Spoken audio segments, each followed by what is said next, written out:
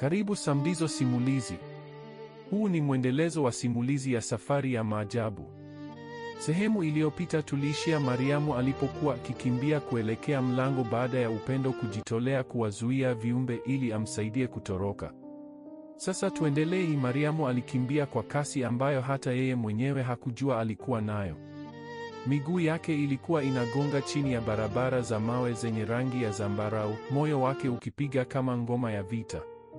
Nyuma yake sauti za mingurumo na kelele za viumbe vilivyokuwa vinamfuata zilisikika kama ndoto mbaya iliyogeuka kuwa ukweli. Anga lilikuwa jekundu na nyeusi, radi zilipiga mara kwa mara na kuangaza kivuli cha majengo marefu yaliyokuwa yanamtazama kama wanyama wakubwa wanaomngojea. Usioge Mariamu, usioge, alijisemea mwenyewe huku machozi yakimtoka na kuifanya uso wake uwe na unyevu. Alikuwa ameshika ngumu kipande cha nguo kilichokuwa na harufu ya mama yake na jiwe dogo lililokuwa na damu yake. Hiyo ndiyo ilikuwa alama ya nafsi yake. Alipofika kwenye uwanja mkubwa wa mahali patakatifu, vioo vile vilivyokuwa vikionyesha ulimwengu mbalimbali vilikuwa vinang'aa kwa nguvu isiyo ya kawaida. Kioo kilichoonyesha kijiji chake cha kijiweni kilikuwa kinatetemeka kama maji yanayochemka. Lakini mbele ya kioo hicho kulikuwa na kitu kilichomfanya asimame ghafla. Ni nyoka mtu.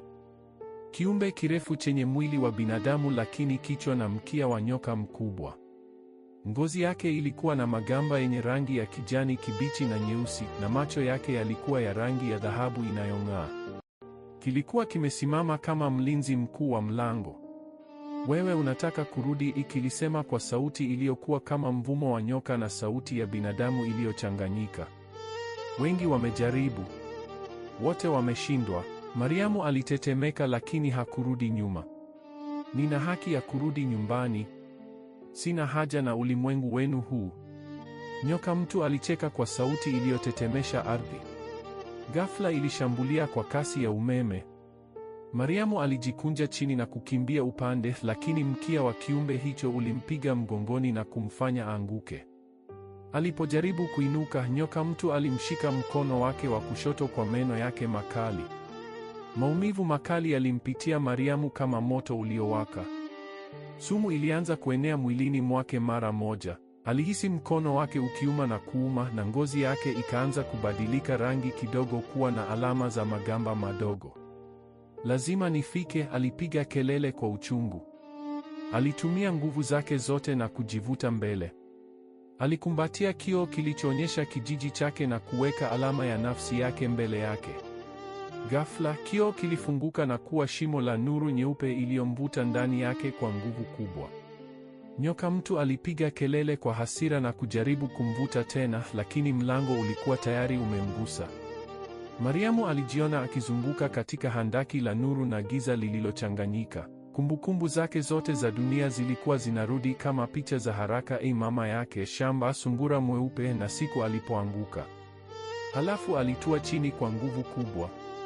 Alikuwa amelala kwenye jalala kubwa la taka usiku wa giza. Harufu ya takataka na mvua iliyopita ilijaza pua yake. Mwili wake ulikuwa unatetemeka na mkono wake wa kushoto ulikuwa unauma sana. Alama ya sumu ilikuwa imeenea kidogo. Lazima nimtafute mwili wangu, alisema kwa sauti dhaifu. Alitembea kwa shida katika kijiji kilichokuwa kimya usiku huo. Ilikuwa ni kijiji chake cha kijiweni, lakini kilikuwa kimebadilika kidogo. Nyumba zilizokuwa karibu na shamba zilikuwa na taa chache. Alipofika nyumbani kwao, aliona mwili wake ukiwa umelala kitandani, ukiwa umezungukwa na wazazi wake na mganga wa kijijini. Mwili wake wa dunia ulikuwa umepungua sana, uso wake ukiwa umeoza kidogo, na alikuwa akigeuka tu bila kuongea. Mama yake alikuwa akilia kimya. Mariamu alikaribia kitanda kwa hatua za polepole. Alainama na kumbusu sikio la kushoto la mwili wake kwa upole sana. Ghafla, nuru nyeupe ilimzunguka na kuingia ndani ya mwili huo. Mariamu alifungua macho yake ndani ya mwili wake wa dunia. Maumivu yalikuwa makali, lakini alikuwa nyumbani. Mama, alisema kwa sauti dhaifu. Wazazi wake walipiga kelele kwa mshangao mkubwa. Baba yake alianguka magoti na mama yake alimkumbatia kwa nguvu sana huku akilia. Mariamu, Mwanangu, umezinduka. Siku 7 zote umekuwa kimya, tukikufikiria umekufa. Ilikuwa imepita siku 7 tangu alipoanguka shambani. Mwili wake ulikuwa umepata ugonjwa mkali unaofanana na degedege, na hakuna daktari aliyejua nini cha kufanya. Lakini siku ya 7 aliamka na kuongea. Mariamu alilia sana akiwakumbatia wazazi wake. Alikuwa na hofu na furaha iliyochanganyika. Alijua kwamba alama ya sumu ilikuwa bado mkononi mwake na kumbukumbu za sayari ile hazikuweza kufutika. Baada ya siku chache alipopona kidogo, aliwaita wazazi wake na kuwaambia ukweli wote. Alisema aliona ulimwengu mwingine wenye anga jekundu, viumbe vya kutisha na vijana wengi waliopotea kutoka duniani kama yeye. Alisema kuna rafiki yake aitwaye Upendo ambaye alimwokoa. Wazazi wake walimsikiliza kwa bumbumbu. Wakati mwingine walifikiri labda alikuwa bado ana homa, lakini alama ya ajabu iliyokuwa mkononi mwake na jinsi alivyosimulia kwa undani iliwafanya waamini kidogo. Mariamu alijua kwamba safari yake haikuisha. Alama ya nyoka mtu ilikuwa inaendelea kuenea polepole mwilini mwake, na alikuwa na hisia kwamba mlango kati ya ulimwengu mbili ulikuwa bado wazi kidogo ndani yake. Labda siku moja viumbe vya sayari ile vitakuja kumtafuta tena. Lakini kwa sasa alikuwa nyumbani. Alikuwa hai. Na alikuwa na hadithi ambayo hakuna mtu mwingine duniani aliyejua. Mariamu alikaa kitandani, mwili wake ukiwa bado dhaifu kama mti uliovunjika na upepo mkali. Mkono wake wa kushoto ulikuwa unauma kidogo kidogo, kama kuna moto mdogo unaowaka ndani ya mishipa yake. Alama ya magamba madogo ilikuwa imeanza kuonekana chini ya ngozi yake, ikimkumbusha kila wakati kwamba sehemu yake fulani ilikuwa bado imebaki kwenye sayari ile ya damu na radi. Machozi yalikuwa yakimtoka polepole huku akiwaangalia wazazi wake waliokuwa wamekaa kando yake, macho yao yakiwa na hofu na furaha iliyochanganyika. Mama, Baba, alisema kwa sauti iliyokuwa dhaifu na yenye kutetemeka, si ndoto. Yote yalitokea kweli. Nilimfuata sungura mweupe nikadondoka na kuamka mahali ambapo anga lilikuwa jekundu kama damu iliyomwagika. Hakukuwa na ndege wala upepo wa kawaida. Kulikuwa na kelele za radi tu zinazolia kama viumbe vinavyoteseka. Mama yake Bi Fatuma alimshika mkono wake wa kulia kwa nguvu na kulia kimya. Machozi yake yalikuwa yakitiririka kama mvua ya masika. Mwanangu, tulikuwa tunakufikiria umetutoka milele. Siku ile shambani ulipiga kelele ghafla na kuanguka chini. Hakukuwa na shimo lolote. Tulikufikiria umepata degedege. Tulikukimbiza hospitali, lakini daktari alisema mwili wako uko hai lakini roho yako imetoweka. Siku 7 nzima ulikuwa unageuka tu, ukipiga kelele za ajabu usiku. Baba yake alikaa kimya, macho yake yakiwa mekundu kwa kulia na usingizi mdogo. Alikuwa mtu mkali ambaye hapendi hadithi za kishirikina, lakini siku hii uso wake ulikuwa umebadilika. Mariamu, unaposema uliona vijana wengine waliopotea, hii unamaanisha hata watoto wetu wa jirani waliopotea miaka ile? Mariamu alitikisa kichwa polepole. Kila kumbukumbu ilikuwa inarudi kama visu vinavyomchoma moyoni.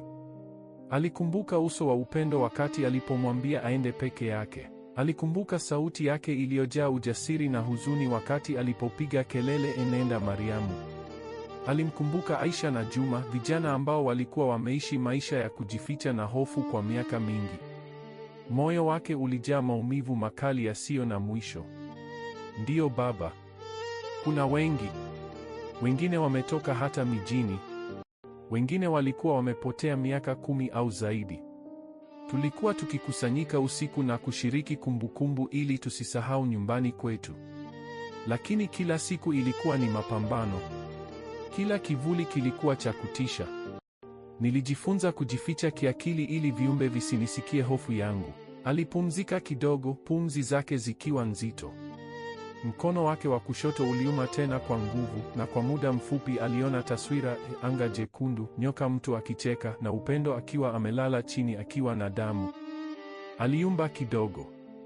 Mwanangu, usijisumbue, mama yake alisema huku akimfuta machozi. Lakini Mariamu alitikisa kichwa.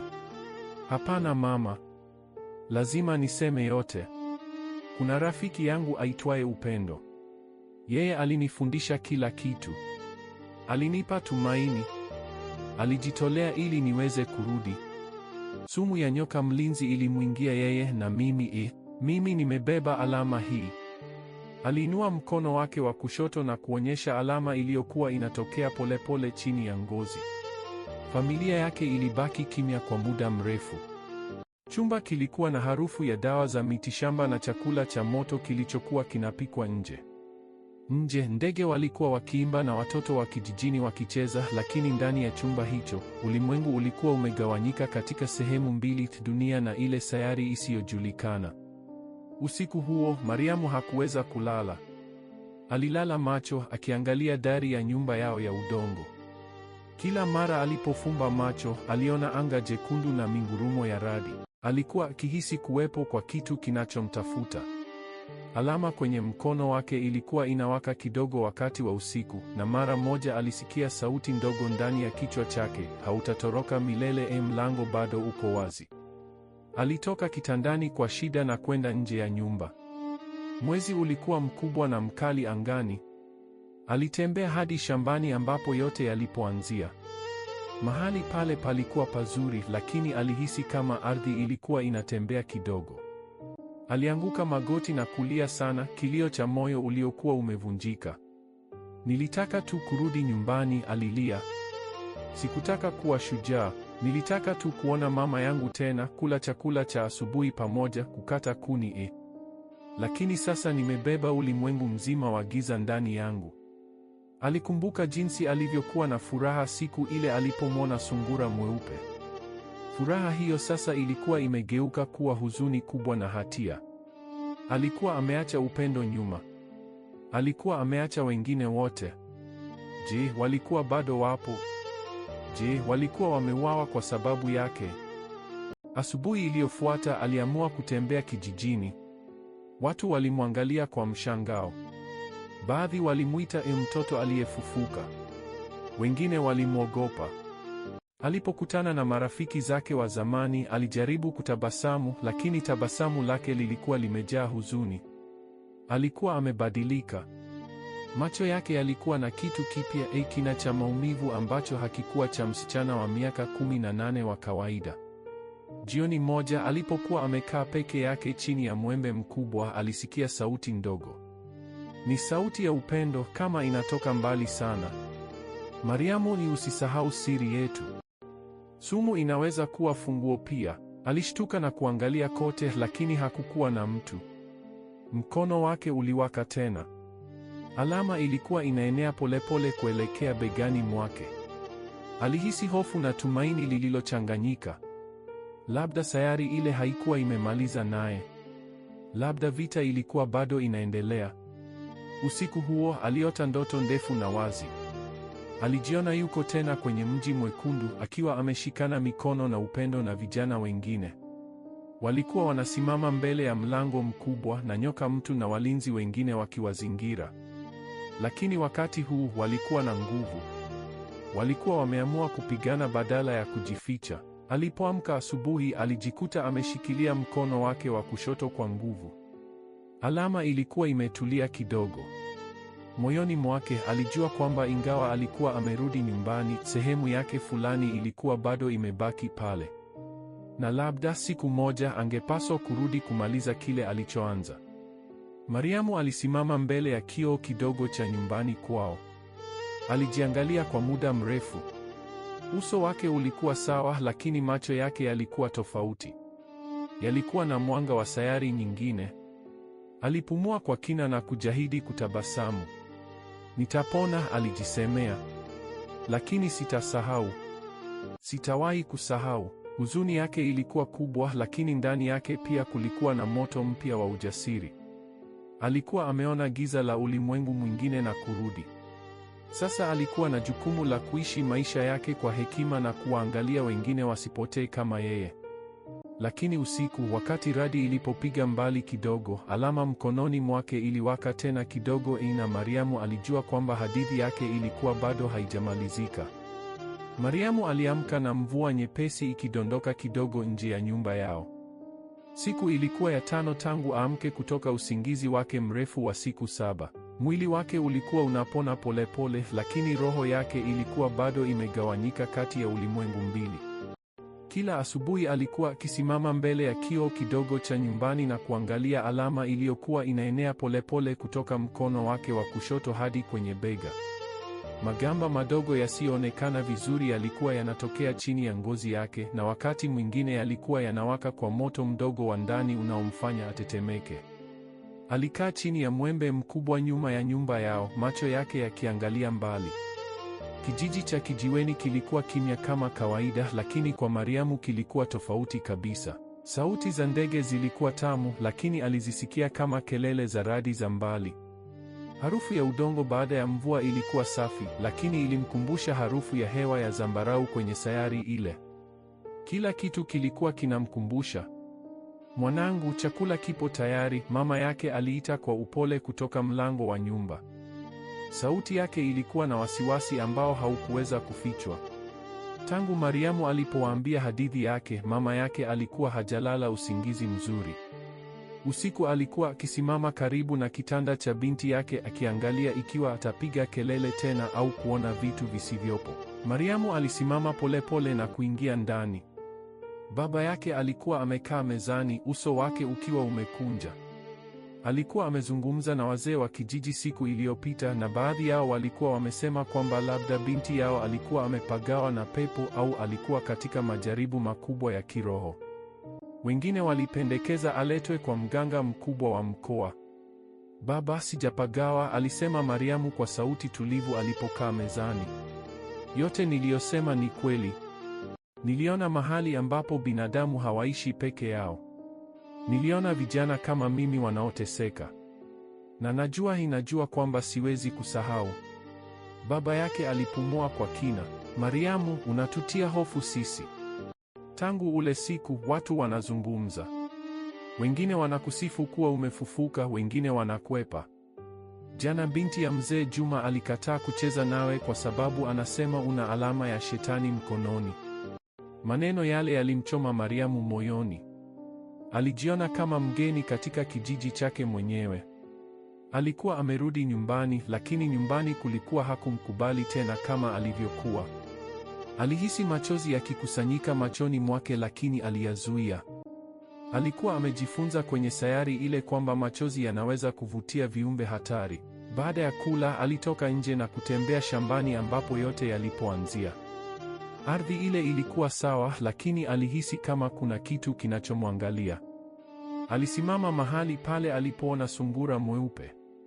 Hakukuwa na shimo, lakini alipogusa ardhi kwa mkono wake wa kushoto, alihisi mtetemeko mdogo, na kwa sekunde chache aliona taswira hii: Upendo akiwa amelala sakafuni, jeraha lake likiwa bado wazi, na macho yake yakiangalia juu kana kwamba alikuwa anamtafuta. "Upendo, alinong'oneza kwa huzuni kubwa. Nilikuacha peke yako katika giza lile." Huzuni ilimzunguka kama blanketi nzito. Alikaa chini na kulia sana, kilio cha moyo uliokuwa umevunjika vipande vipande. Alikuwa na aibu na hatia na upweke ambao hakuna mtu duniani angeweza kuelewa. Alikuwa ameona maajabu na maafa ambayo yalikuwa makubwa kuliko maisha yake mwenyewe. Alikuwa ameacha sehemu ya roho yake pale, na sasa alikuwa anahisi tupu. Siku zilivyopita, alama mkononi mwake iliendelea kuenea. Wakati mwingine usiku, alikuwa akiota ndoto ndefu na wazi.